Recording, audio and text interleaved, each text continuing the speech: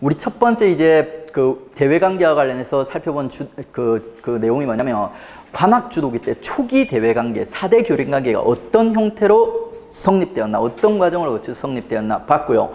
그리고 여기 초기 때 형성된 4대 교린관계 중에서 뭐가 망가지냐면 대일관계가 망가지게 되는 거예요. 대일관계가 문제가 생겨야 되는 거예요. 그 대일관계가 악화되는 과정이 언제 등장하냐면 조선의 관사봉안세종 살림등장기에 등장합니다. 살림등장기에. 자, 여기서 한번 쫙 정리를 할게요.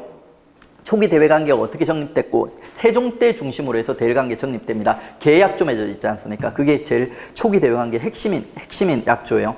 그 다음에 이제 이렇게 계약조 이후에 대일관계가 이제 망가져는 과정이 삼포해란, 그리고 사랑진해변, 그리고 이제 을묘해변, 그리고 을묘해변 이후에 요까지가 이제 요 세 개까지가 그 4대 사화기에 나게 되거든요. 그리고 이제 을묘해변 이후에 이 대일관계 악화의 정점을 찍는 사건이 이제 임진, 외란, 정유, 재란, 요게 이제 선조 때 일어나게 됩니다. 선조 때 붕당 정치기에. 그리고 임진, 정유, 재란 이후에 있지 않습니까? 단절된 일본과의 관계를 갖다 재개하는 과정이 광해군 때 일어나고 요 내용들을 갖다 이제 쭉 한번 다 살펴보도록 하겠습니다. 첫 번째 이제 초기 대일관계 정립 다시 한번 정리해보죠. 세종 때 있지 않습니까? 스시마섬 정보를 통해서 본때를 보여주고 있죠. 삼포경 계약조를 통해서 구슬려가지고 애들을 갖다 길들여 놓는 모습 보이는 겁니다. 그리고 요 초기 대외관계를 잘 보여주는 아주 유명한 책이 있으니까 요 책 여러분들 정리를 해주십시오. 해동제국기라는 책입니다. 여러분들 신숙주란 인물, 제가 이제 훈구를 대표하는 인물 변절자로 소개했죠. 그 신숙주란 인물이 쓴 책이에요. 해동제국기. 원래 얘가 세종 때 서장관으로 일본에 다녀온 거예요. 그리고 그 기억을 바탕으로 해서 성종 때 있죠. 쓴 일본 견문록이에요. 일본 견문록. 조선 초기 전기에 있죠. 대일관계가 이제 어떻게 이루어지고 있었는지 잘 보여주는 대표적인 저서입니다. 그리고 이제 일본뿐만이 아니라 대마도, 유구에 대해서도 이제 기록하고 있는 있죠. 이 책이 이제 바로 해동제국기입니다. 그리고 이제 이렇게 정립된 초기 대외관계가 삼포해란, 사랑진해변, 을묘해변을 통해서 4대 사화기에 악화되는 겁니다. 살림이 등장하는 시기에. 그리고 이제 을묘해변 이후에 붕당 정치기에 임진, 외란, 정유, 재란 으로 이제 정점을 찍게 되는 거고요. 그 과정들이 이제 확인을 할 건데 우리가 일단은 있지 않습니까? 요 외란들 이름부터가 나중에 헷갈리기 시작해요. 그래서 이 외란들 이름 그리고 뭐 계약조니 그리고 나중에 일본과의 관계 재개하고 나면 재개하는 약조가 또 계약조니 이런 약조들이 있거든요. 이 이름부터 막 헷갈리기 시작하는 거예요. 이름을 갖다 암기하는 팁 알려드리겠습니다. 자, 일명 이제 개새끼유 암기법이에요. 개새끼유. 자, 충청도 사람이에요. 충청도 사람. 충청도 당시를 살았던 충청도 사람들한테 기자가 와서 인터뷰를 한 거예요. 자, 외놈들에 대해서, 일본 사람들에 대해서 어떻게 생각하십니까? 했더니 그 충청도 사람이 이러는 거예요. 개새끼유 하는 거예요. 개새끼유. 개는 있죠. 대일관계를 갖다 초기에 정립시켰던 세종의 개였죠. 그 다음에 이 사이 있지 않습니까? 새 대일관계가 악화되는 과정이 펼쳐지게 될 거예요. 그러고 나서 이제 대일관계가 다시 광해군 때 재개가 되는데 그 재개시키는 약조 이름이 뭐냐면 기유예요. 기유. 그래서 개새기유. 괜찮죠? 이거 절대 안 잊어버려요. 그 다음에 이제 그 기자가 계속해서 이 질문하는 거예요. 충청도 사람한테. 아니 왜 그렇게 험한 얘기를 하십니까? 했더니 이제 충청도 사람이 얘기하는 거예요. 얘들이 삼포와 사량진이 있죠. 삼포와 사량진을 묘지로 만들었다. 삼포와 사량진 뭔가 연결된 느낌이죠. 삼포와 사량진을 사람들을 다 죽여서 묘지로 만들었다 이러는 거예요. 그래서 개새끼유다 이렇게 시나리오 나오죠. 그래서 삼포, 사랑진, 을묘해변 이렇게 되는 겁니다. 그리고 을묘해변 다음에 있지 않습니까? 임진, 정유, 재란으로 이제 정점을 갖다 찍는 거예요. 정점을. 그리고 정점 찍은 다음에 국교 단절됐다가 기후약조로 이제 재개되는 거고요. 이렇게 해서 이제 먼저 약조와 있죠. 외란들 이름을 먼저 순서를 갖다 기억을 하시는 게 1단계예요. 자, 그러면 이름 순서 기억했으면 그 다음에 이제 구체적인 내용들을 이제 확인해야죠. 삼포해란. 삼포해란은 이거 특히 뭐 신경 써서 외울 필요 없어요. 삼포개항 여러분 배우셨죠? 그 삼포에서 외란이 일어난 거예요. 그런데 이름이 좀 다른데요. 원래 제발령 아닙니까?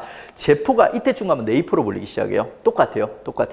그 다음에 사랑진해변도 외울 필요 없어요. 경상도, 얘도 경상도거든요. 얘도 경상도. 일본이랑 경상도가 가깝다 보니까 경상도에서 애들이 외변을 갖다 주로 일으키는 거예요. 경상도의 사랑진에서. 요거는 지역적으로 좀 특징이 있어요. 기억을 해주셔야 돼요. 을묘해변에 있죠. 전라도 일대에서 일어났어요. 애들이 삥 둘러가지고 우리나라 최고의 곡창지대인 전라도로 털로 들어갔던 거예요. 그 다음에 이제 임진왜란은 지역 외울 필요 없어요. 7년간 전국적인 왜란이 일어났기 때문에. 그 다음에 우리가 추가적으로 또 챙겨줘야 되는 게 요 난들이 일어나는 과정에서 우리가 왜구들에 대응하기 위해서 우리 제도를 갖다 정비하는 거예요. 제도. 그 제도 정비 과정에서 아주 중요한 기구 하나가 등장합니다. 우리 앞서서도 가볍게 다뤘던 비변사라는 기구가 등장하는 거예요. 비변사. 자, 비변사가 삼포왜란 때 임시로 설치돼요. 임시. 발달 단계 잘 정리하셔야 돼요. 그 다음에 사랑진해변이랑은 관련 없고 있죠. 을묘해변 때 이제 상설화되는 거예요. 상설.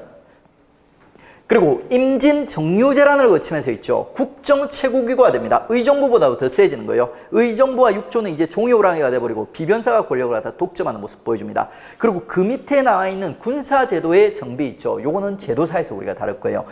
오늘 아마 다루게 될 겁니다. 일단은 비변사와 관련된 내용만 확실히 있죠. 삼표를 묘지로 만들었다. 임진 정유재란 해가지고 순서로 갖다가 매칭을 갖다 시켜주십시오. 그리고 이제 이런 왜란이 한 번씩 일어나면 일단 국교가 단절되거든요. 일시적으로. 그 다음에 이제 이 국교를 갖다 재개하기 위해서 새로운 약조가 맺어지는 거예요. 삼포회란 이후에 있죠. 임신약조가 맺어지게 됩니다. 그리고 사랑진 외변 이후에 정미약조가 맺어지게 돼요. 그리고 을묘해변 이후에 있죠. 국교 단절되는 거예요. 그랬더니 이제 일본 애들 불만 쌓이죠. 그 불만 가지고 임진왜란 터뜨리는 거예요. 나중에 이제 심화로 가면 있지 않습니까? 임신약조란 정미약조의 내용을 암기를 하셔야 돼요. 내용을. 뭐 세견선이라든지 뭐 세사미도 이런 척들 몇 개인지 다 암기를 해야 돼요. 암기 팁 다 있습니다. 쫄 거 없습니다. 그러니까. 근데 일단은 있지 않습니까? 이름부터 암기를 해야 돼요. 요 약조의 이름부터. 그 이름 암기하는 방법 알려드릴게요. 3, 4가 뭔가 연결된 느낌이죠. 3, 4. 삼포, 사랑진. 그래서 이렇게 암기하세요. 삼포에서 임신을 해서 사랑진에서 정미를 낳았다. 이렇게 암기하세요. 삼포회란 이후 임신약조, 사랑진해변 이후 정미약조. 요까지만 암기를 하십시오.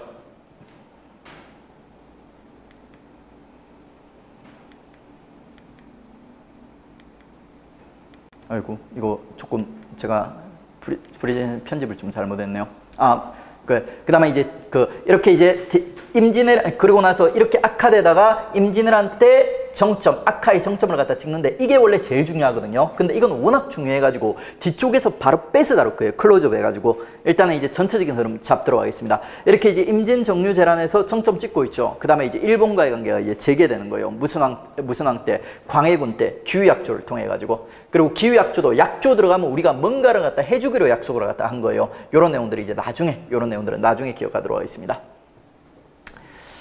그리고 이제 기후약조 이후에 일본과의 관계가 재정립되면서 일본과 평화로운 관계가 이제 우리 개항기까지 이제 유지가 되는 거예요. 그 평화로운 관계 속에서 일본과 유일한 우리 교통로가 통신사 파견입니다. 통신사 파견. 요거 은근히 시험에 자주 나오니까 요거는 이제 심화 내용까지 같이 정리하겠습니다. 자, 이 통신사는 있죠. 왜 파견을 했냐면 일본의 실질적인 정치적 지배자가 쇼군이라는 애들이 있어요. 그러니까 장군입니다. 장군. 막부의 장군. 일본은 왕이 실질적인 주인공이 아니라 막부의 장군들, 얘들이 주인공이에요. 요 쇼군들이 한 번씩 죽고 새롭게 이제 교체가 되는 거예요. 그러면 이 쇼군들이 진의 어떤 국제적 어떤 정당성, 위상을 갖다 확인하기 위해서 주변국, 명이라든지 우리나라의 사신을 갖다 초빙하게 되는 거예요. 그래서 파견되는 게 바로 통신사예요. 통신사. 그러다 보니까 이거 정기적으로 파견될까요? 비정기적으로 파견될까요? 비정기죠. 쇼군이 정기적으로 죽진 않겠죠. 그 다음에 또 이거 우리가 필요해서 파견하는 거예요? 진해가 필요해서 파견한 거예요? 준해가. 그래서 비용은 누가 보다? 일본이 보다. 그리고 이제 요때는 일본 왕한테, 일본 쇼군한테 직접 찾아가는 거기 때문에 국가 간의 문서인 이제 서계, 일본과 우리가 이제 교환하는 공식적인 공문을 갖다 서계라 불러요. 그러니까 외교문서로 서계를 갖다 전달하는 모습 보여주고. 그리고 이제 이 통신사를 갖다가 교환하는 평화로운 관계가 19세기 초까지 연결됩니다. 요거를 함정으로 틀어요. 어떻게 트냐면 있죠. 개항기까지 계속되었다 이렇게 나오는 거예요. 근데 개항기까지 계속 아니에요. 19세기 초 세두정치기 초반에 있지 않습니까? 멈추게 돼요. 왜 멈추냐면 일본 내부에서 국학운동이 일어나는 거예요. 실제로 이 통신사는 쇼군의 어떤 국제적 정당성 플러스 있지 않습니까? 명나라라든지 우리나라로부터 선진문물을 갖다 받아들이는 도구였거든요. 그런데 일본 애들이 19세기 초에 진해 문화에 대한 애착, 사랑을 갖다 느끼게 되는 거예요. 그래가지고 우리 문화, 명나라 문화 필요 없다면서 이제 올 필요 없어 이렇게 돼버렸던 거예요. 그래서 19세기 초에 있죠. 멈춰버립니다. 19세기 초까지 이제 총 10여 차례, 12차례 정확하게 외울 필요 없습니다. 10여 차례 다녀왔다. 이렇게 이제 기억하시면 됩니다. 시험 되게 빈출되니까 꼭 정리해 주십시오. 요게 최근에 또 요 통신사, 조선 후기의 통신사와 관련된 기록들이 유네스코 기록유산으로 등재가 돼가지고 출제 빈도가 예전에도 높았고 앞으로도 이제 꾸준히 계속 나올 겁니다. 밑에 선조와 관련된 내용은 되게 심한 내용이에요. 그냥 스킵하셔도 됩니다. 나중에 이제 심화 때 정리를 해드리겠습니다. 그 다음에 표 정리해 놓은 거고요. 자, 이렇게 해서 이제 대일관계의 어떤 시작, 그 다음에 악화, 그리고 이게 재개되는 모습들이 이제 싹 정리를 했습니다. 자, 그 다음에 이제 우리가 다룰 게 이 붕당 정치기 있지 않습니까? 이 붕당 정치기 때 우리 삼포를 묘지로 만들고, 그리고 을묘외변에서 이제 을묘외변 이후에 대일관계 악화의 정점을 찍는 사건이 붕당 정치기 선조 때 등장한다고 했어요. 일명 이제 임진전쟁, 임진왜란과 정유재란이 이제 일어나게 되는 거죠. 이 임진왜란과 이제 정유재란을 본격적으로 공부해 보겠습니다. 임진왜란과 정유재란이 일단 일어나게 된 배경을 보시면 있죠. 우리 앞서 그 대일관계 악화 과정 속에서 조선이 일본에 대한 무역 통제를 강화하는 모습이 등장하게 돼요. 일본을 갖다 응징하는 거죠. 원래는 한 배를 갖다 한 150척 교환해 주다가 25척으로 줄이고 나중에는 한 척도 교환 안 해주는 거예요. 그러다 보니까 일본으로서는 화가 나는 겁니다. 그 다음에 두 번째, 조선 내부적으로도 책임이 커요. 조선의 방어 체제가 이 당시에 이미 무너져 있습니다. 일본 애들이 조선의 간첩들, 첩자들을 파견하거든요. 그리고 그 첩자들한테 야, 조선의 군대가 얼마나 있는지 너네 조사해오라 이렇게 명령을 내렸어요. 근데 그 첩자들이 나중에 일본에 돌아가서 뭐라고 했는지 아십니까? 조선에는 군대가 없다고 했어요. 조선에는 군대. 조선 초기에 큰 전쟁들이 없다 보니까 있지 않습니까? 조선의 국방 시스템이 무너져 있었던 거예요. 그 다음에 이제 붕당 간의 대립. 이 임진왜란 일어나기 직전 선조 때 있지 않습니까? 우리 이제 붕당이 형성돼 있었고 그 붕당들이 맹목적으로 경쟁하는 과정에서 제대로 이제 이 임진왜란을 갖다 대비를 갖다 못했던 거예요. 국내적으로는 이런 문제들. 그 다음에 이제 국외, 대외적으로 일본의 상황을 갖다 살펴보면 일본이 원래 한 150년 정도 분열돼 있었어요. 일본의 전국시대. 근데 그 분열돼 있는 일본이 드디어 도요토미 히데요시, 일명 풍신수길이라고 불리는 인물에 의해서 통일되는 거예요. 풍신수길이 일본의 전국시대를 갖다 통일했는데 통일하고 나서도 골칫거리가 많았어요. 왜? 150년 동안 수많은 전쟁을 통해서 전투국가가 되어 있는 일본이 있지 않습니까? 일본이 통일 이후에도 곳곳에 지방 곳곳에 병력들이 남아도는 거예요. 언제 어디서 또 불이 나고 언제 어디서 사건이 터질지 모르겠는 거예요. 그래서 영리한 풍신수길이 있지 않습니까? 꾀를 썼던 거예요. 야, 이 병력들 그냥 놔두면 국내에서 분명히 문제가 생긴다는 거예요. 그래서 이 병력을 갖다 소진하자는 거예요. 어디서? 외국에서, 국외에서 명과의 전쟁, 조선과의 전쟁을 갖다가 꾀하게 되는 겁니다. 그래서 이제 임진왜란이 일어나게 되는 거예요. 그래서 일본이 처음에 이제 조선의 사절단을 갖다 보내요. 그리고 사절단을 보내서 이렇게 얘기합니다. 정명가도. 야, 우리가 진짜 정벌하고자 하는 거는 명나라라는 거예요. 명이 이때 이미 쇠퇴하고 있거든요. 그래서 이제 이 만만해 보이는 명나라를 갖다가 일본이 이제 정벌하겠다. 그러니까 조선 너네는 길이 되어달라. 육지로 이제 명나라에 접근할 수 있는 길이 되어달라 하면서 이제 요구를 하는 거예요. 조선 받아들일 수 있어요, 없어요? 당연히 안 된다고 하죠. 거절하고 나서 조선이 조금 걱정이 됐던 거예요. 야, 저 일본 애들이 진짜로 명나라를 갖다 치려고 침공을 하려고 그러는 건지 아니면 조선이 무역 통제를 강화하니까 거기에 대해서 이제 불만을 표시하는 건지 판단을 하기 위해서 통신사를 갖다 파견해요. 일본 내부 상황을 갖다 살펴보기 위해서. 근데 이때 간 통신사들이 있지 않습니까? 뻘짓하고 돌아와요. 이때가 이제 우리 붕당 항상 초기 붕당들이 형성돼 있을 때거든요. 동인 서인이 막 갈라쳐서 싸우고 있을 때요. 이것들이 가가지고 돌아와가지고 서로 다른 얘기를 하는 거예요. 일단 서인이 먼저 얘기를 했는데 전쟁 일어날 것 같다고 얘기를 했던 거예요. 그랬더니 동인은 맹목적으로 반대를 해버리는 거예요. 야, 무슨 헛소리냐면서 전쟁 못 일으킨다 이렇게 얘기를 했던 거예요. 그래서 결국에는 왕이 결정을 해야 되거든요. 근데 이때 왕이 똘똘한 왕이에요, 멍청한 왕이에요?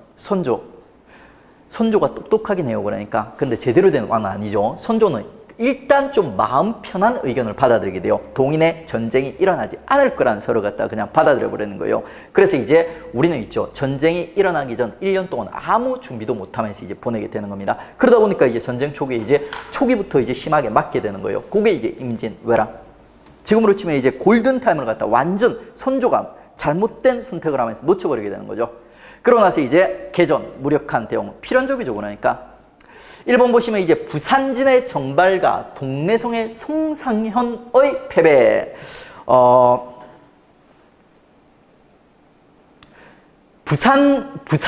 일본이 이제 쳐들어오면서 이제 부산 쪽으로 쳐들어온 거예요. 부산 쪽에 나름대로 이제 우리 남인 계열의 류성룡이라는 인물이 있거든요.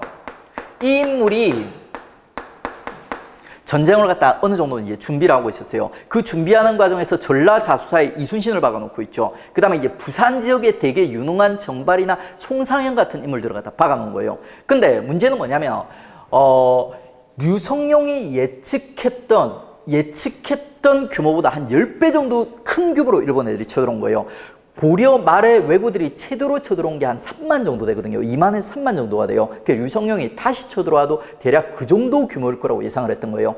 그래서 이 정발이라든지 송상현 같은 유능한 애들을 갖다 박아놓고 나름대로 준비를 갖다 했던 겁니다. 근데 실제로 쳐들어온 규모가 얼마냐면 20만에서 30만 대기병들까지 헤아리면 거의 30만 애들하는 대규모 병력, 거의 예상의 10배 정도의 이런 있죠. 병력들이 쳐들어와 버린 거예요. 그래서 이제 결국에는 부산지에서 정발, 그리고 동래성에서 송상현 분전을 했음에도 불구하고 있죠. 전사하는, 패배하는 모습을 갖다 보이게 되는 거예요. 그리고 이제 이 사건을 통해서 부산을 차지한 왜구들은 있죠. 이제는 조선을 갖다 아주 만만하게 보고 게임을 하듯이 전쟁을 치르는 모습을 보여줍니다.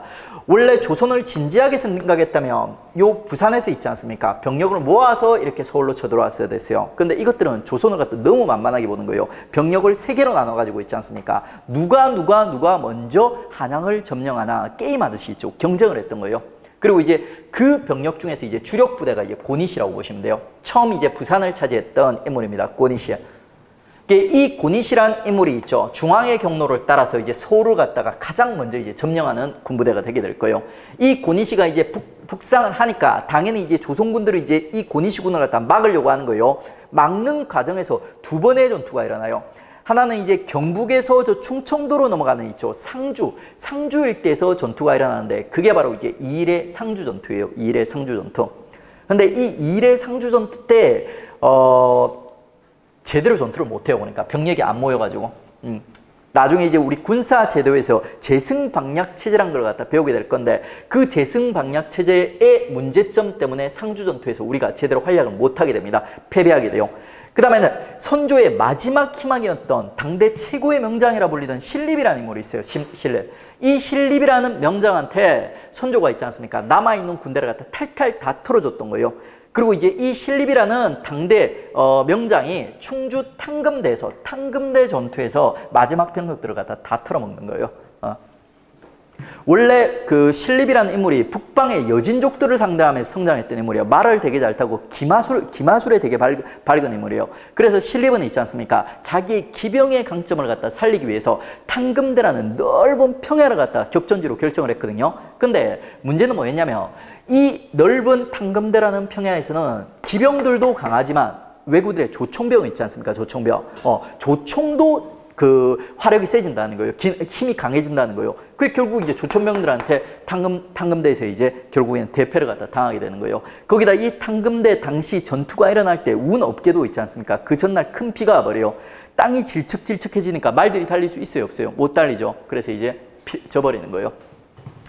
그리고 신립이 이 탕금대 전투에서 패배하면서 이제 서울로 가는 길은 뻥 뚫려버리고 있죠. 비겁한 왕 선조는 있죠. 백성들과 수도를 버리고 이제 도망가는 모습을 갖다 보여줍니다. 그래서 당대 있지 않습니까? 전차도 없었어요. 그러니까. 그리고 우리나라는 말이 달릴 수 있는 길도 없어요. 그러니까 말도 제대로 못 달려요. 근데 그럼에도 불구하고 한 달이 채 안 돼가지고 있죠. 전쟁이 일어나고 한 달이 채 안 돼서 한양이 함락되는 수모를 갖다 겪는 거죠. 그러니까. 요게 이제 육지에서 초기에 이제 우리가 쭉 밀리고 있는 모습입니다. 자, 이런 상태에서 이제 드디어 이제 우리 반격이 시작되는데 그 반격이 어디서 시작되나? 이제 바다에서 시작되는 겁니다. 일본의 기본적인 전략은 뭐냐면 수륙 병ling 작전이에요. 막강한 육군으로 있지 않습니까? 육지에서 쫙 밀고 올라가요. 그러니까. 그런 다음에 이제 바다에서 해로를 통해서 이제 보급하는 거. 이게 이제 일본의 기본 전략이었습니다. 근데 이제 이 바다로서 보급이 막히게 되는 거예요. 누구한테? 이순신한테. 일본군이 이순신과 23번 전투를 갖다 벌였는데 23번 한 번도 이긴 적이 없어요. 그러니까 그러다 보니까 이제 바다에서 보급로가 막혀버리는 거예요. 조선의 반격은 이순신에서 바다에서 시작이 되는 겁니다. 이순신이 제해권을 갖다 바다를 장악하고 있죠. 우리나라 최고의 국창조대인 전라도 지키고, 그리고 동시에 이제 일본의 물자 공급을 갖다 막는 이런 모습을 갖다 보여주는 거예요. 자, 임진왜란 첫 번째 전투 때 있었던 이순신의 이제 주요 전투들이요. 1번 옥포해전. 옥포해전이 갖는 역사적 의미는 뭐냐면 이순신의 첫 승리라는 거예요. 첫 승리.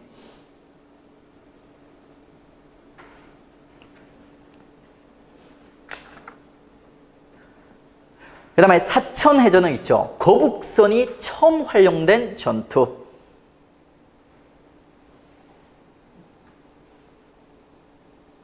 그리고 한산도 대첩은 요거 별표해 주세요. 요게 이순신의 3대첩 중 첫 번째 전투이자, 그리고 임진왜란의 3대첩 중 첫 번째 전투. 임진왜란 때 이순신의 해전 중에서 가장 대규모 승전이에요. 큰 승전이에요. 일본 주력 부대를 갖다 완전 박살낸 전투입니다. 한산도라는 섬에서 있죠. 일본군 주력 부대를 갖다 유인을 하는 거예요. 배매척으로. 유인한 다음에 얘들이 싹 끌려오지 않습니까? 그러면 얘들을 갖다 이제 포위, 학의 날개로 감싸듯이 포위해가지고 포위 선멸전을 갖다 벌인 작전이에요. 그게 이제 한산도 대첩입니다. 이 한산도 대첩을 갖다 통해가지고 조선군에 있죠. 해상권을 갖다 완벽하게 장악하는 모습을 보여줘요. 일단 이제 임진왜란에서는 요 세 개의 전투 정도만 이제 기억을 해주시고, 한산도 대첩 확실히 기억을 해주십시오. 그럼 바다에서 있지 않습니까? 이순신이 이렇게 해상에서 이제 왜구들의 이제 보급로를 갖다 끊는 모습을 갖다 보여주는 거예요. 그러면 이제 그 뒤에 이제 육지에서도 좀 제정신을 차리고 이제 활동을 하는 겁니다. 선조가 그건 아니에요. 선조는 있지 않습니까? 원래 그 뭐예요? 그러니까 한양 버리고, 그 다음에 이제 뭐 개성 버리고, 그 다음에 평양 버리고 저 위주로 도망가게 돼요. 그러니까 그럼 누가 활동하냐면 선조가 도망을 가면서 있죠. 누군가는 이 백성이라든지 누군가는 나라를 갖다 돌봐야 된다는 생각이 있었나 봐요. 그래서 자기 아들, 지가 별로 안 좋아하는 아들이요, 광해군이라는 똘똘한 아들을 갖다 결국에는 왕세자로 세우게 되고 있죠. 얘한테 정부를 갖다 나눠주는 거예요. 일명 분조라고 부릅니다. 광해군이 이 분조를 갖다 이끌고 있죠. 민심을 갖다 수습하고 의병들을 갖다 독려하면서 육지에서 전쟁을 갖다 이끌게 되는 겁니다. 선조도 뭐였냐? 저 의주, 우리 국경선 있는 대로 이제 피난을 가는 거예요. 피난을 가는 거예요. 여기서 이제 뭐였냐? SOS 치고 있어요. 명나라 보고 우리 좀 도와달라고. 그리고 실제로는 SOS뿐만이 아니라 있지 않습니까? 선조가 이제 여기서 명나라로 도망가려고 했습니다. 명나라 황제한테 편지를 썼어요. 우리 조선이 너무 위험한 것 같아가지고 제가 명나라로 몸을 피신하고 싶습니다. 했더니 이제 명나라 황제가 답변을 했는데 뭐라고 했냐면, 야, 니 어떻게 그래도 니 왕인데 나라랑 백성들 다 버리고 니 혼자만 도망오겠다고 하느냐? 만약에 오면 내가 받아주긴 받아줄게. 근데 더 위험한 데로 보낼 거다. 이렇게 했던 거예요. 그래 선조가 결국 도망을 못 가고 요 의주에서 있죠. 버티게 되는 거예요. 되게 비겁한 왕이죠. 그 조선의 왕들 중에서, 그리고 우리 역대 왕들 중에 가장 욕을 많이 들어먹는 왕, 그게 바로 이제 바로 이제 선조가 되는 거예요. 그리고 여러분들이 이제 아까 보셨어요. 그러니까 지금 광해군이 이제 의병을 이끈다는 거, 의병을 갖다 이끈다는 얘기 보셨죠. 그러니까 지금 왜구들 입장에서는 원래는 바다로 보급을 하려고 했어요. 근데 그 바다 보급이 이순신에 막혔거든요. 그래서 이제 차선책으로 왜구들은 육로로 이제 보급을 갖다 시도하는 거예요. 그러면 이제 이 육로 보급을 광해군이 이끄는 있지 않습니까? 의병들이 이제 막아내는 거예요. 사림, 의병, 승려 이런 사람들이 이제 의병장이 돼가지고 농민들을 갖다 주축으로 해가지고 각 지역에서 있죠. 왜구들의 그 식량 보급로를 갖다 끊어내는 거예요. 각 지역의 이제 지리적 이점을 살린 게릴라 전술 이런 것들을 사용해가지고. 그리고 이제 이 의병들이 이제 점차 이제 관군에 편입돼 가거든요. 그러면 이제 관군들도 이제 어느 정도 이제 정신을 갖다 차리는 겁니다. 그리고 이제 이 시점쯤 돼버리면 이제 왜구들은 더 급해지는 거예요. 바다로 보급 안 돼. 그 다음에 육로 보급도 의병들한테 끊겨 그러니까. 그래서 얘들이 있지 않습니까? 마지막 전략이 뭐냐면 현지 보급하자는 거예요. 현지 보급. 조선에서 최고의 옥창지대가 어디예요? 그러니까 전라도죠. 그러니까 전라도로 갖다 차지하자 하면서 이제 경상도에서 있죠. 전라도로 이제 들어가려는 시도를 갖다 하게 되는 거예요. 요 경상도에서 전라도로 들어가는 입구에 있는 도시가 진주라는 도시요. 진주라는 도시. 제가 진주 출신인데 진주가 좀 특이해요. 그러니까 뭐가 특이하냐면, 제가 원래 부산 살다가 진주로 이사를 갔었거든요. 근데 부산 일반적인 전북이라든지 경북이라든지 부산 사투리랑 진주 사투리가 완전히 달라요. 다른 이유로 갖다 제가 생각을 해보니까 진주가 경상도와 전라도 사이에 끼어 있는 거예요. 그래가지고 좀 특이한 사투리가 만들어졌습니다. 요 전라도와 경상도 사이에 있는 요 도시 있지 않습니까? 요 도시가 이제 전라도로 들어가는 이제 관문이 되는 거예요. 이 도시를 뚫기 위해서 일본 애들이 이제 진주를 갖다 침략했고, 그 진주 침략을 갖다가 진주의 관군 김시민을 중심으로 한 관군들, 그 다음에 이제 의병들이 이제 합세해가지고 결국 막아내는 거예요. 그게 이제 진주 대첩이 되는 겁니다. 임진왜란때 두 번째 대첩이요. 두 번째 대첩.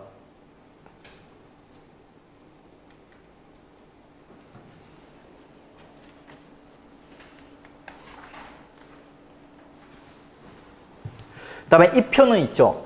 이 당시 이제 활동했던 의병장들을 갖다 지역별로 모아놓은 표인데 이거 되게 어려운 문제예요. 그러니까 구체적으로 이제 얘들을 구별하는 거는 우리 심화 단계에서 가고 여기서 이제 제일 유명한 의병장들 몇 명 이름만 좀 익숙해지죠. 그러니까 자, 스승인 서산대사와 제자인 사명대사. 요 둘은 암기하는 팁이 있으니까 요 둘은 구별하는 팁 알려드릴게요. 자, 서산대사와 사명대사를 크로스해서 오답을 구성하거든요. 구별하는 방법은 있죠. 스승이 나이가 많겠어요? 제자가 나이가 많겠어요? 당연히 스승이 나이 많겠죠. 스승 나이, 서산대사 나이가 너무 많은 거예요. 그래서 이제 쉬실 때가 된 거예요. 이름이 휴정. 어디서 쉬어야 되냐? 이제 묘지에서 쉴 때가 됐어요. 그래서 무왕산에서 활동했다. 이렇게 이제 구별해 주시고요. 제자인 이제 사명대사는 있지 않습니까? 유정난 하면 뭔가 좀 팔팔한 느낌이 들죠. 그러니까 휴정이 아니라 유정이에요. 그러니까 구별하시고, 그 다음에 금강산이 지세가 되게 험해요. 그러니까 뾰족뾰족 날카로워요. 그게 되게 이제 늙은 느낌보다는 젊은 느낌, 힘찬 느낌이 들기 때문에 제자인 사명대사는 유정, 금강산, 그리고 이제 서산대사는 휴정, 묘양산. 그리고 우리 방위 얘기할 때 서쪽이 뭔가 나이 같은 느낌이라고 했어요? 아니면 팔팔한 느낌이라고 했어요? 나이 같은 느낌이라고 했죠. 그러니까 서산대사, 휴정, 묘양산 이렇게 이제 연결해 주시오, 구별해 주십시오. 그 다음에 경상도 일대 유명한 의병장들이 많이 나오거든요. 정인홍. 정인홍은 의병장으로 유명하기보다는 얘는 대북, 광해군의 정치적 파트너로 유명한 인물이에요. 의병장 출신이죠. 광해군이랑 같이 임진왜란 때 있죠. 나라를 갖다 지켰던 공을 인정받아가지고 나중에 이제 그 국정을 갖다 이끌게 된 거죠. 북인의 영수로. 그 다음에 의병장 중에 가장 유명한 인물이 곽지호라는 인물이 있어요. 일명이 이제 별명이 홍의장군이라는 인물이에요. 붉은 옷을 입고 있죠. 항상 싸웠다고, 전투에 임했다고 합니다. 요런 애들이 전부 누구지? 그러니까 조식의 제자들이에요. 조식이 실천을 중시했죠. 현실을 중시했죠. 그러다 보니까 제자들이 있죠. 그 임진왜란이라는 국가적 위기에 몸소 이제 의병 활동을 갖다 실천하면서 나라를 갖다 지키는 모습을 갖다 보여줬던 겁니다. 자, 기본 단계에서는 이 정도까지 정리해 주십시오. 자, 이렇게 이제 우리가 바다에서 있죠. 육지에서 어느 정도 막아내면서 시간을 갖다 끌어주고 있었던 거예요. 그랬더니 이제 드디어 있지 않습니까? 명군이 우리를 갖다 도와주러 오게 됩니다. 이 전쟁의 명분, 일본이 조선을 침략한 명분이 뭐였냐면 정명가도예요. 명나라를 치기 위해서 길을 열어달라. 어떻게 보면 조선은 명나라를 위해서 싸우고 있는 걸 수도 있어요. 그렇기 때문에 명나라가 개입 안 할래야 안 할 수가 없었던 겁니다. 명이 이제 드디어 개입을 하는 겁니다. 그러면서 이제 명 개입하면서 조명연합군이 평양성을 처음으로 탈환하게 되는 거예요. 왜구들이 쭉 평양까지 이제 올라와 있는 상태였거든요. 그 평양성을 갖다 이제 드디어 명군과 연합해서 이제 탈환하게 됩니다. 육지에서 처음으로 우리가 뺏긴 지역을 갖다 되찾는 전투예요. 아주 뜻깊은 전투입니다. 평양성 탈환. 그럼에도 불구하고 임진왜란의 3대 첩에는 못 들어가요. 왜 그러냐면 우리보다는 명군의 역할이 컸기 때문입니다. 그리고 이 평양성에서 승리한 명군의 사령관 이여송이라는 인물이 있어요. 이 이여송이 이제 왜구들을 갖다 되게 쉽게 보는 거예요. 그러니까 그래가지고 이제 쭉 별로 준비도 안 하고 대책도 없이 쭉 서울을 대착했다면서 내려오는 겁니다. 평양에서 내려오다 뒤통수를 맞는 거예요. 매복한 왜구들에게. 그게 바로 백제간 전투라고 있어요. 그리고 이 백제간 전투 이후 이여송은 있죠. 왜구들이 얼마나 무서운지 깨닫게 되는 거예요. 그래서 겁먹어가지고 얘가 이제 더 이상 내려올 생각을 안 하고 있죠. 평양성에 그냥 짱 박혀 있어요. 그러면 이제 조선인들은 마음이 급해지는 거예요. 야, 우리 빨리 수도대 찾아야 되는데 이여송이 움직일 생각을 안 해. 그래서 남쪽에 있지 않습니까? 살아남아 있는 우리 관군들이 이호송 파이팅 하면서 이호송을 갖다 도와주기 위해서 서울 밑으로 이제 올라가는 거예요. 이호송이 지금 평양에 자리 잡고 있죠. 왜구들이에요, 왜구들. 그러면 이제 우리 남쪽에 있던 군대들이 서울 바로 밑에 행주라는 곳에 모여가지고 있죠. 파이팅 하는 거예요. 우리 협공하자. 너 혼자 무서우면 우리 같이 가자는 같이. 그러면서 이제 행주에 우리 조선군들이 이제 직결되기 시작하는 겁니다. 일본군 입장에서는 되게 기분이 나쁘죠. 그러니까 협공, 위아래로 협공을 받게 되는 거예요. 전투에 패배할 확률이 높을 뿐만 아니라 포위당해가지고 나중에 탈출도 못할 수가 있는 거예요. 그래서 이제 일본군이 선수를 치는 거예요. 여러분이 일본군 사령관이라면 둘 중에 누구를 칠 것 같아요? 누가 만만해 보여요? 각계격파할 때는 약한 애들부터 먼저 때리는 거예요. 그러니까 누가 만만해 보여요? 조선군이 만만해 보이죠? 그 행주로 갖다 때리는 겁니다. 행주로. 근데 이 행주 공격을 갖다가 권율이라는 장군을 갖다 중심으로 해서 기적적으로 조선이 이제 승리로 이끌어내는 거예요. 실제로 이제 병력이 권율이 이끌었던 병력이 한 3,000명밖에 안 됐어요. 그 다음에 당대 침략했던 왜군은 2만 명이 넘었어요. 거의 또 10대 1이야, 10대 1. 우리가 지는 게 뻔한 전투였는데 권율이 승리로 이끌어내요. 왜? 권율이 뛰어난 장군이라서 아니에요. 권율은 그렇게 뛰어난 전략 전술에 밝은 이런 장군은 아닙니다. 그러니까 맹장인데 있죠. 되게 용감한 장수예요. 근데 별로 생각이 없어요. 그러니까. 근데 이 권율이 어떻게 승리했냐면 겨울 때문에 승리했어요. 겨울. 침략한 시기가 2월이죠. 우리나라 가장 추운 시기예요. 그리고 왜구들 주력이 있지 않습니까? 일본 큐슈, 일본에서도 가장 따뜻한 지역 사는 사람들이요. 이런 애들이 이제 우리나라의 경기도에 가장 추운 데 있지 않습니까? 2월 추위를 갖다 처음 겪어본 거예요. 그래가지고 애들이 제대로 움직이지를 못해요. 그래서 결국 이제 권율이 행주 대첩을 갖다 추운 날씨 덕분에 이제 승리로 이끌어내는 겁니다. 그러면 이제 왜구들 있지 않습니까? 야, 만만해 보이는 조선 군대도 못 꺾었어요. 그러니까 이제 평양군이랑 협공을 하면 어떡할 거야? 지네가 알아서 퇴각을 합니다. 어디로 퇴각? 부산으로 퇴각을 하게 돼요. 부산으로. 자, 그러면서 이제 자연스럽게 우리는 이제 서울로 갔다가 한양을 수복하게 되는 겁니다. 한양을 수복하게 되는 거예요. 그러나 이제 곧 우리 휴전 협상이 시작될 건데 휴전 협상 시작되기 전에 있지 않습니까? 부산으로 왜구들이 많이 직결하게 되거든요. 북쪽에 가 있던 왜구들이 전부 다 부산으로 직결하게 돼요. 병력이 남아돌죠. 그러니까 이 남아도는 병력으로 왜구들이 한번 분탕질을 치는 거예요. 어디서? 지난 진주성 전투에서 한번 패배했던 아픈 기억이 있죠. 진주에 복수를 하는 거예요. 그게 이제 2차 진주성 전투입니다. 2차 진주성 전투. 이때는 우리가 진주성을 갖다 못 지킵니다. 그래서 이제 이때 희생자가 여러분 알고 있는 그 유명한 농계예요. 농계. 농계 보는 사람 없죠. 그러니까. 근데 농계가 아마 실존 인물이 아닐 확률이 높아요. 그러니까 제가 진주 사람이라서 농계가 뛰어내렸다는 촉성로를 갖다 자주 갔어요. 수시로 갔어요. 근데 뛰어내릴 곳이 없어. 그리고 거기 뛰어내려도 좀 앞으로 나가면 뛰어내릴 수 한 1m, 2m 정도 이런 곳이 있는데 거기서 뛰어내려도 수심이 얼마 안 돼. 빠져 죽을 곳이 없어요. 그러니까 구라인 것 같아요. 구라. 그 가상의 인물인 것 같아요. 어떤 나라의 역사들에 보면 그 민족이 어떤 시련을 겪을 때 있지 않습니까? 그 민족의 어떤 희망을 갖다 주기 위해서 이런 좀 영웅 신화 같은 게 막 이렇게 구라 같은 게 막 탄생하기도 해요. 그러니까 농계도 그런 맥락에서 등장하지 않았나 싶은데 모르죠. 그러니까 사실일 수도 있죠.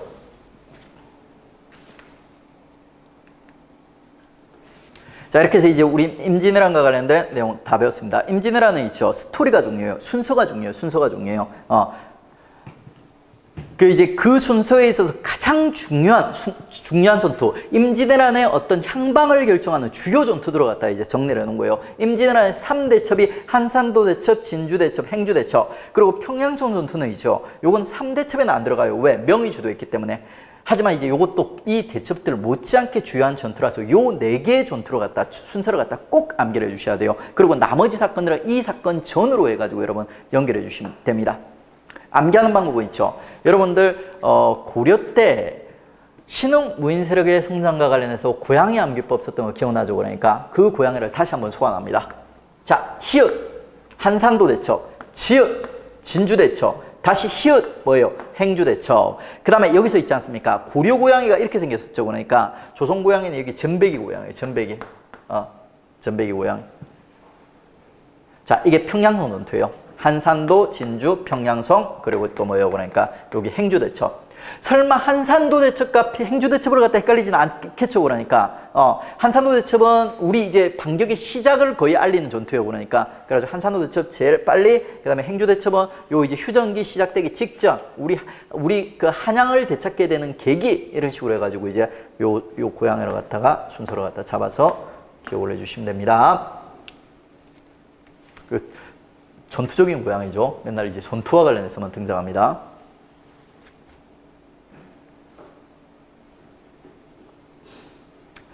자, 그리고 이제 드디어 이제 휴전회담과 관련된 얘기 들어가 보죠. 5년간의 이제 휴전기를 갖다 거치게 되는데 이 휴전이 조금 특이한 게 우리는 이 휴전 협상에 참여를 못 해요. 그러니까 명과 일본 사이의 휴전회담이 진행이 되는 거예요. 조금 웃긴 게. 근데 이 웃긴 역사가 나중에 6.25 때 지연이 됩니다. 우리 휴전협상 때 우리 참여 못 해요. 그러니까 중공군, 북한, 그 다음에 미군, 유엔 애들 있죠. 이런 애들이 우리 휴전협상을 갖다가 주도하게 돼요. 왜 그러냐면 우리나라 지형 자체가 되게 중요한 지형이에요. 중요한 지형. 그러다 보니까 이제 우리나라라는 이 지리를 갖다 누가 장악하냐가 주변국들에게 다 아주 강력한 영향을 미치게 되는 거예요. 그래서 이제 우리나라에서 큰 전쟁이 일어나면 어떻게 보면 우리가 주인공이 아니라 주변 나라들이 이제 주인공이 되는 경우가 많은 겁니다.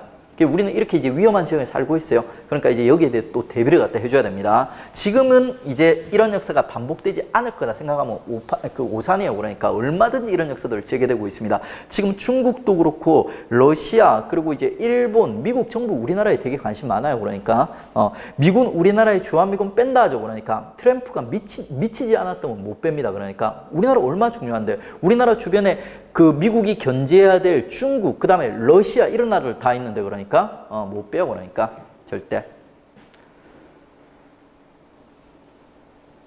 자, 그리고 이제 이 휴전회담의 이제 배경안 보십시오. 명과 조선 측면에서는 있죠. 일단 어느 정도 성과를 거뒀어요. 한양을 갖다 수복했어요. 거기다가 또 명 총사령관이 있지 않습니까? 총사령관이 이여송이 벽제간에서 한 대 두들겨 맞고 나서 있죠. 좀 겁을 먹고 있어요. 적극적인 전투를 갖다 안 하려고 하고 있어요. 그게 어느 정도 성과 얻었고, 그러니까 얘들이 시간을 끌면서 야, 우리 이 정도 하면 되지 않았냐 하면서 시간을 끄는 있죠. 회피하는 이런 모습을 갖다 보여주는 거예요. 동시에 이제 왜군은 왜 적극적으로 전쟁을 못하냐면 있죠. 보급로 문제예요. 바다에서 누가 있어요? 그러니까 이순신이 버티고 있어요. 지금 진해가 평양까지 한번 올라와 봤는데 문제는 뭐냐면 보급이 안 되니까 평양에서 버티기도 어렵더라는 거예요. 진해 한번 경험해 봤어요. 그래서 육지로 더 이상 올라갈 엄두를 갖다 못 내고 있지 않습니까? 보급이 편한 바다 이제 부산에서 성을 쌓고 있죠. 이렇게 이제 시간을 끄는 모습을 갖다 보여주는 거예요. 이런 이제 서로 뭔가 좀 답답한 상황에서 휴전회담이 이제 시작되는 거죠. 그리고 이제 우리는 이 휴전회담의 주인공은 아니었다고 했습니다. 하지만 조선도 이 귀중한 5년 동안 시간 동안 뭔가를 갖다 하긴 했던 거예요. 그러니까 뭘 했냐? 조선이 재정비하는 모습을 보여줘요. 조금 이제 정신을 차린 거죠. 그러니까 이게 중앙군에서 훈련도감이라는 조선의 후기, 조선 후기의 5군용 아주 중요하다고 했습니다. 요 5군용 중에 있죠. 첫 번째 훈련도감이라는 기구가 등장하게 돼요. 훈련도감이라는 기구. 이 훈련도감은 나중에 제도사에서도 배울 건데 워낙 중요한 공부되니까 관련 키워드 몇 개만 정리해 놓겠습니다. 자, 이 훈련도감이 3수병, 3개의 병종으로 구성이 되어 있어요. 그 다음에 이 훈련도감은 특징이 뭐냐면 직업군인으로 구성되어 있어요. 조선전기는 중앙군의 특징이 뭐냐면 원래는 중앙군은 직업군으로 구성이 되어야 돼요. 근데 조선전기는 중앙군조차도 있지 않습니까? 농민, 번상병이 대다수로 구성이 되어 있었던 거예요. 근데 그 농민, 번상병 대다수의 중앙군이 제대로 작동을 안 했던 거예요. 그래가지고 이제 휴전기 중에 있죠. 직업군인 중심의 훈련도감이라는 5군용, 조선 후기 5군용의 첫 번째 군부대가 등장하게 되는 겁니다. 그 다음에 지방군도 이렇게 이제 개편되는데 요거는 이제 우리 오늘 뒤쪽에서 배우겠습니다. 그 다음에 전쟁이 일어나다 보니까 우리의 주 무기인 화포 당연히 개량되겠죠. 화포 기술은 우리가 더 발달되어 있어요. 그 다음에 이제 전쟁을 하다 보니까 일본의 조총 기술도 이제 습득하게 되는 거예요. 조총도 우리 제작에. 그리고 이제 이거는 화포 개량의 일종이에요. 화포 중 뭐 비격진, 천내 이런 화포들이 또 등장하는 모습 보이게 됩니다. 이제 나름대로 이제 조선도 이제 요 휴종 기간 동안 놀지는 않았다. 준비를 하고 있었다. 이렇게 보시면 돼요.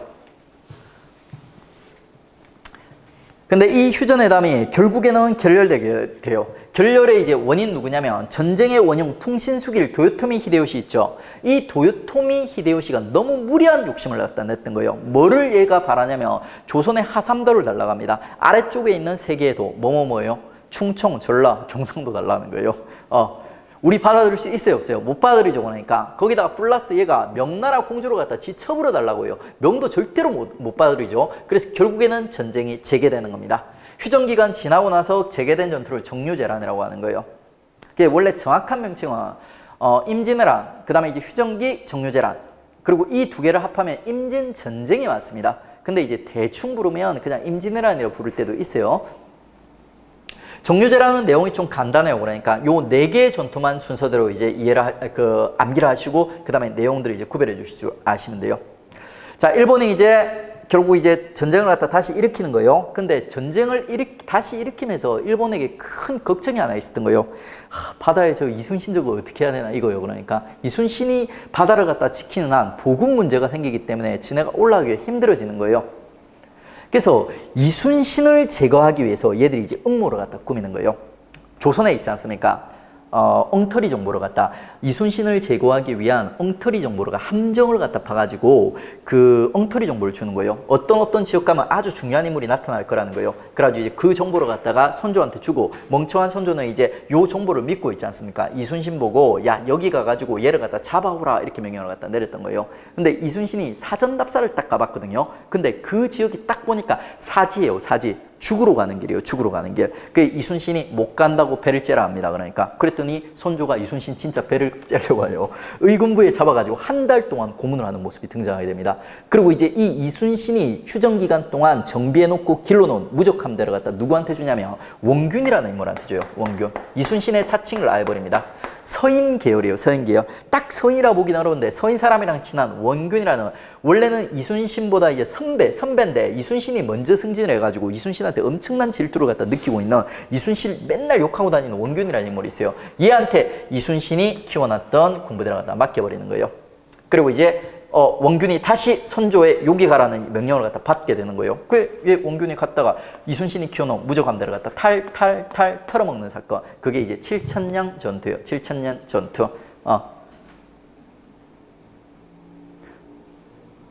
그러면서 이제 바다에 대한 해상권 상실하고 있죠. 드디어 이제 왜구들이 바다를 통해서 이제 충청 졸라 지역까지 진출하게 되는 겁니다. 자, 충청 진라 지역까지 이제 왜구들이 들어와 있어요. 요때 이제 충청도까지 들어와 있던 왜구들을 갖다 명나라군이 한번 꺾게 되는 거예요. 그게 직산전투입니다. 직산전투. 근데 이 직산전투도 큰 승리긴 한데 우리 군이 아니라 이건 그냥 순수하게 명나라군 활동이에요. 그래서 시험에 잘 안 나와. 그리고 이 직산에서 충청도에서 활동하던 왜구들이 한번 섬멸당한 거예요. 그러다 보니까 왜구들이 배로 있지 않습니까? 300척에 달하는 배로 있지 않습니까? 다시 충청도 전라 일대로 있지 않습니까? 군대를 갖다 이제 파병하려는 움직임을 갖다 보이게 되는 거예요. 그 왜구들을 갖다 막아내는 전투가 이순신의 이제 명량대첩이에요. 근데 이순신 해군 있어요, 없어요? 없어요. 그러니까 원균이 다 말아먹었습니다. 남아있는 배가 칠천량 전투에서 탈출했던 12척의 배밖에 없었던 거예요. 그래서 이제 선조도 얘기를 합니다. 그러니까 바다 포기하자고, 그러니까 바다 포기하고 명나라 있지 않습니까? 명군과 같이 육지에서 승부를 보자 이렇게 얘기하는데, 이때 이제 이순신이 답장을 보내면서 이렇게 얘기했어요. 신에게는 아직 12척의 배가 남아있나이다. 그러면서 이제 그 12척의 배로 있지 않습니까? 300척이 넘는 있죠. 왜구들을 갖다 막아내는 기적적인 전투를 갖다가 이끌게 되는 거예요. 그게 이제 바로 명량대첩이에요. 자, 남해에서 서해로 넘어오는 길이 있지 않습니까? 길에 울돌목이라는 되게 급류로 갖다가 지나서 들어와야 되는 거예요. 그 급류 지역에 물살이 이렇게 흘러요. 물은, 바다는 있지 않습니까? 여러분이 보기는 그냥 아무 때로나 갈 수 있을 것 같죠. 그러니까. 근데 그게 아니에요. 해류가 있어요. 그러니까 보통 배들이 그러니까 그 지역으로 가면 그 해류를 따라서 이렇게 흘러가게 되는 거예요.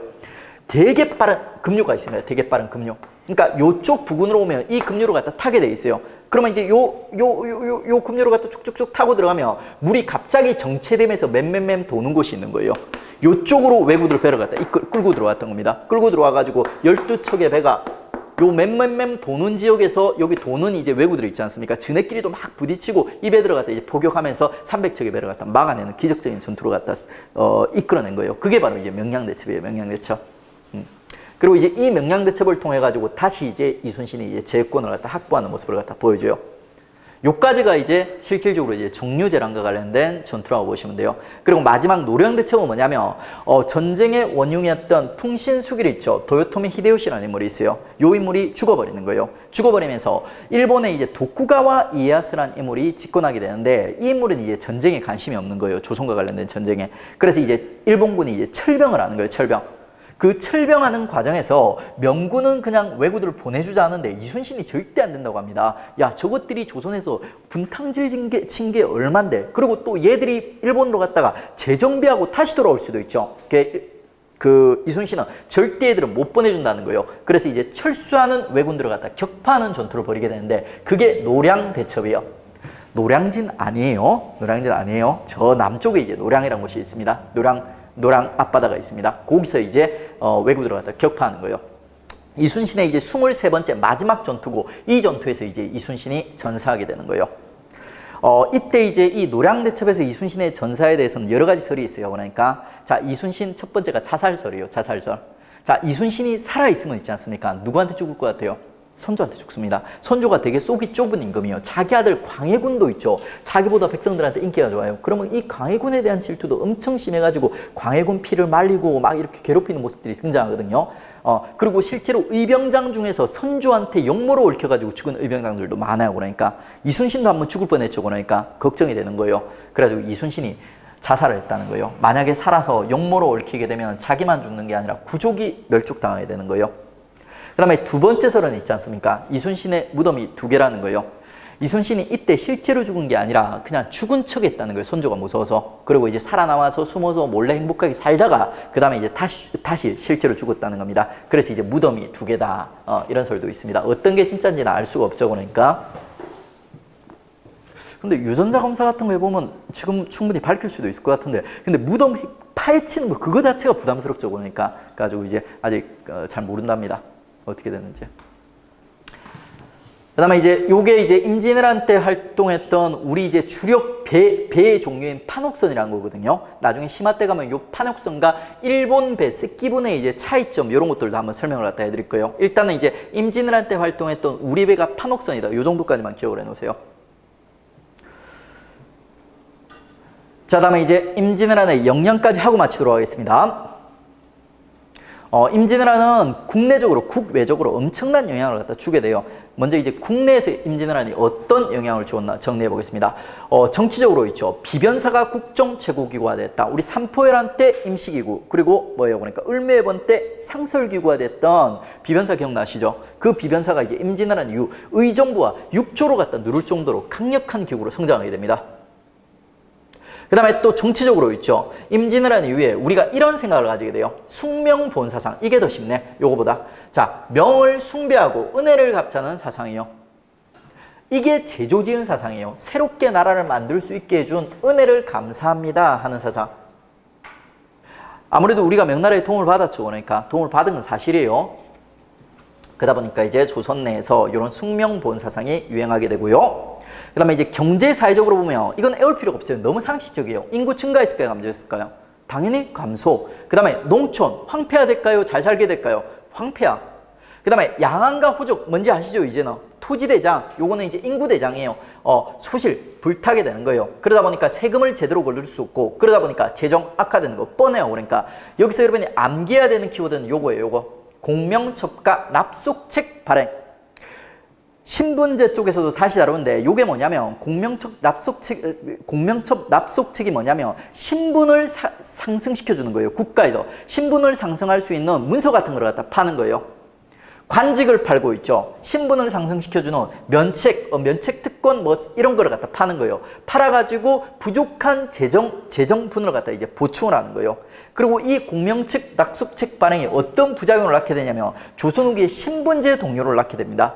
조선 후기에 우리 양반이 줄어들었다고 했어요? 늘어난다고 했어요? 엄청나게 폭증한다고 했죠. 이유가 바로 요것 때문이에요.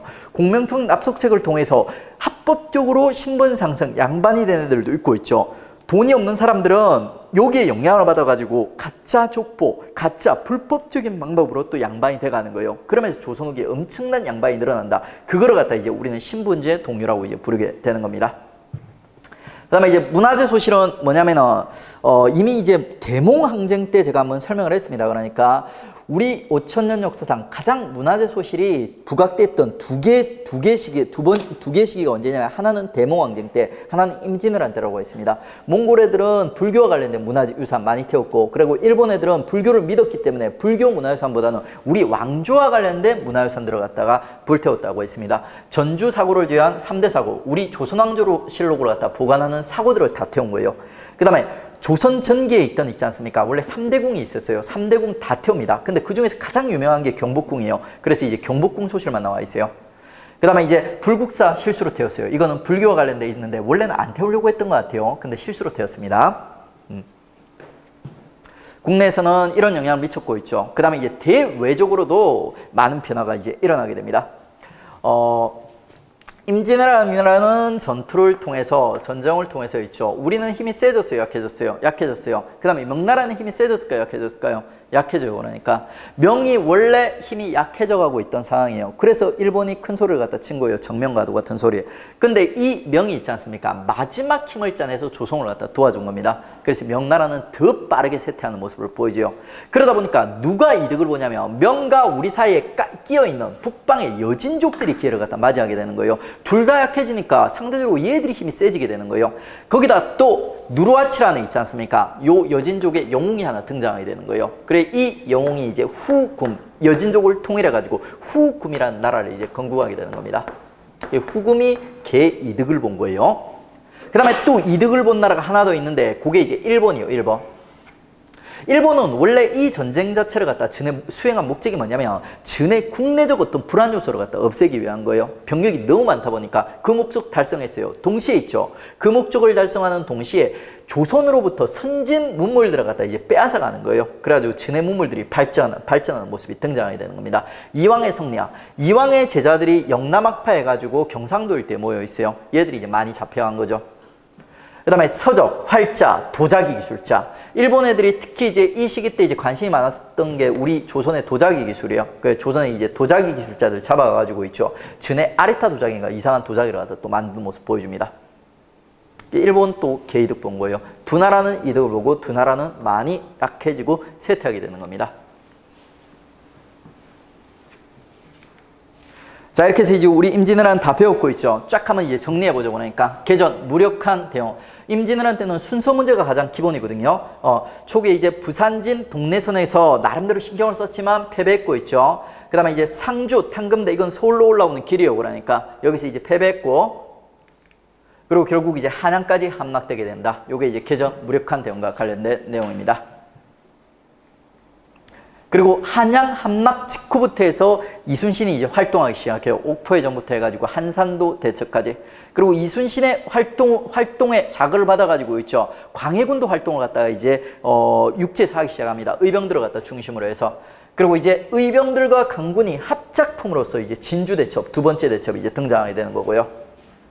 우리가 육지에서 바다에서 어느 정도 이제 막아내면서 시간을 끌고 있으니까 드디어 명군 개입하게 되고요. 명군 개입하고 나면 이제 명가 연합군을 갖다 형성해가지고 평양성, 육지에서 처음 빼앗겼던 지역을 처음으로 이제 되찾게 되고, 그 다음에 이제 평양성 전투에 서울까지 내려가려다가 이호송이 한번 뒤통수 맞고 쫄게 되거든요. 평양에서 꾹 자리 잡고 더 이상 못 내려오는 거예요. 그랬더니 이제 남쪽에서 있지 않습니까? 우리 군이 이제 협공하자 하면서 이제 올라갔던 거예요. 올라갔다가 먼저 우리가 선방을 당했죠. 하지만 그 선방을 갖다 겨울 동장군의 힘을 갖다 빌어서 막아낸다고 했어요. 그게 임진왜란의 세 번째 대첩, 행주대첩. 그리고 행주대첩 이후에 우리는 서울을 수복하게 되고 얘들은 이제 서울을 버리고 저 부산에 짱 박힌다고 했습니다. 부산에 일본군들이 많이 집결되다 보니까 그 병력으로 이제 진주성에 이제 복수를 하는 전투. 임진왜란 때 마지막 전투예요. 그리고 휴전회담 결국 결렬되고 있죠. 이 휴전회담을 갖다가 전쟁을 재개하는 과정에서 일본이 음모를 갖다 꾸려가지고 꾸며서 이순신이 이제 감옥에 갇힌다고 했습니다. 그 멍청한 이제 원균이 이제 칠천량에서 이순신의 해군을 갖다 말아먹는 전투, 칠천량해죠. 그리고 이제 이 칠천량 해전에서 바다 제권을 빼앗기면서 있죠. 충청도까지 왜구들이 들어오게 되고 그 왜구를 갖다 명군이 막아내는 전투, 그게 직산 전투예요. 직산 전투 이후에 충청, 전라일 때 왜구들이 섬멸되다 보니까 왜구들이 대규모 선단을 갖다 구축해가지고 다시 한번 있지 않습니까? 바다로 기어 올라오거든요. 그러면 이제 그들을 막아내는 12척의 배로 막아내는 기적적인 승리가 바로 이제 이순신의 부활을 알리는 명량대첩.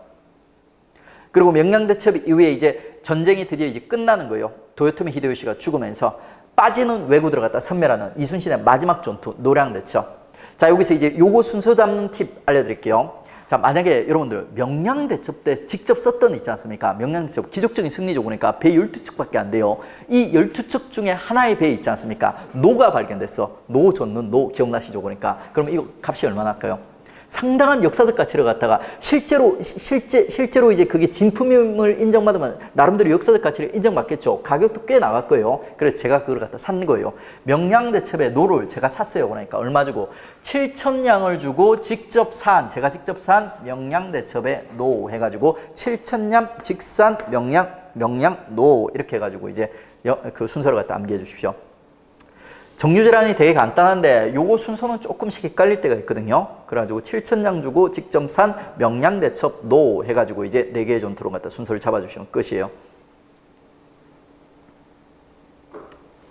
그러니까 이름을 알고 있으면 자연스럽게 또 스토리가 기억이 나요. 스토리가. 자, 이렇게 해서 이제 임진왜란에 대한 공부 이제 마치고 문제 풀고 이제 쉬도록 하겠습니다.